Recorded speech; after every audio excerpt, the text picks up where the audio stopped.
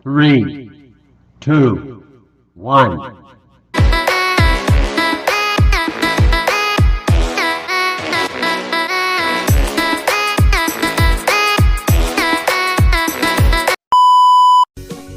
Assalamualaikum warahmatullahi wabarakatuh.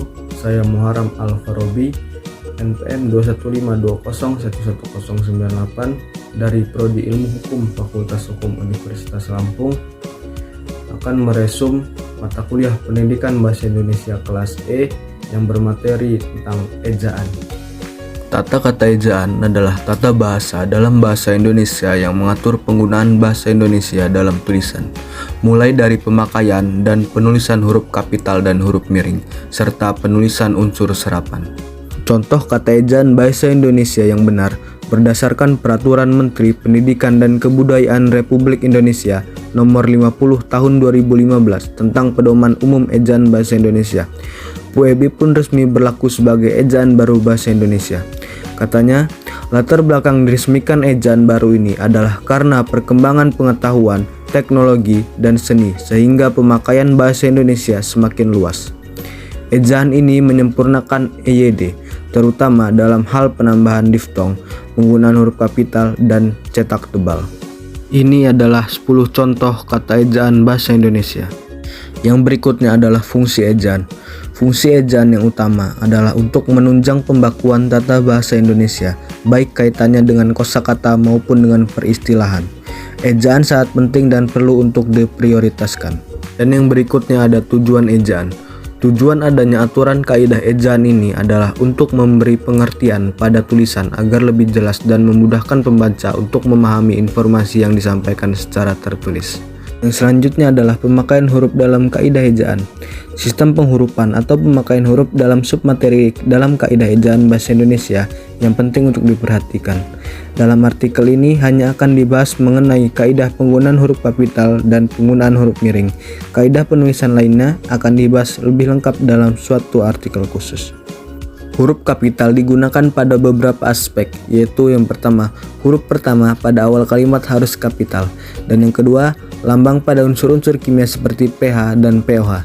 Setiap kata dalam judul buku atau terbitan berkala diawali dengan huruf kapital. Dan yang ketiga, nama bangsa, bahasa, orang, hari, bulan, tarikh atau ketentuan waktu, peristiwa sejarah, dokumen resmi, takson makhluk di atas genus, lembaga, gelar, jabatan, serta pangkat yang harus diikuti dengan nama orang atau tempat juga diawali huruf dengan kapital. Yang berikutnya adalah kaidah ejaan huruf miring. Yang pertama, kata dan ungkapan asing yang belum dibakukan. Yang kedua, konstanta dan perubahan yang tidak diketahui dalam matematika. Yang ketiga, penegasan atau mengkhususkan bagian kata atau kepala kata. Yang keempat, kata atau istilah yang diperkenalkan untuk diskusi khusus menggunakan huruf miring. Yang kelima, kata atau frasa yang diberi penekanan. Yang keenam, pernyataan rujukan silang dalam indeks. Yang ketujuh, judul buku atau terbitan berkala yang disebutkan dalam tubuh tulisan dan daftar pustaka. Yang kedelapan, nama istilah seperti genus, spesies, varietas, dan forma makhluk. Yang berikutnya diksi. Apa sih itu diksi? Diksi sama artinya dengan pilihan kata. Pemakaian diksi yang tepat, cermat, dan benar membantu memberi nilai pada suatu kata. Pilihan kata yang tepat dapat mencegah kesalahan penafsiran yang berbeda. Pilihan kata pada suatu forum formal merupakan hal yang penting. Ini adalah 4 contoh fungsi diksi. Yang pertama, upaya membantu melambangkan ide atau gagasan yang akan diekspresikan lewat bahasa yang digunakan. Yang kedua, mengekspresikan gagasan yang benar dan tepat. Diksi yang tepat, cermat, baik, dan benar akan memberikan nuansa yang positif dan menyenangkan bagi lawan bicara. Yang ketiga, diksi yang tepat membantu menciptakan suasana dan nuansa komunikasi yang juga benar-benar tepat. Yang keempat, diksi yang tepat membantu mencegah terjadinya kesalahtafiran dan kesalahpahaman dalam proses komunikasi. Sesuaian pemilihan kata. Saat berkomunikasi perlu kesesuaian diksi. Hal ini karena perkembangan bahasa sangat luas dan sering mengalami perbedaan atau kekurang tepatan ketika diinterpretasikan. Artinya pada kata, frase maupun klausa yang dianggap kurang sesuai ketika diucapkan tidak baku dan tidak baik. Oleh karena itu, perlu diperhatikan hal-hal berikut. Yang pertama yaitu penggunaan ragam baku secara tepat. Yang kedua, penggunaan kata yang berhubungan dengan nilai sosial harus secara tepat. Yang ketiga, menggunakan kata berpasangan atau idiomatik. Yang keempat, penggunaan kata-kata dengan kondisi tertentu. Yang kelima, penggunaan kata ilmiah untuk penulisan karangan ilmiah dan kata-kata non-ilmiah untuk berkomunikasi yang sifatnya non-ilmiah.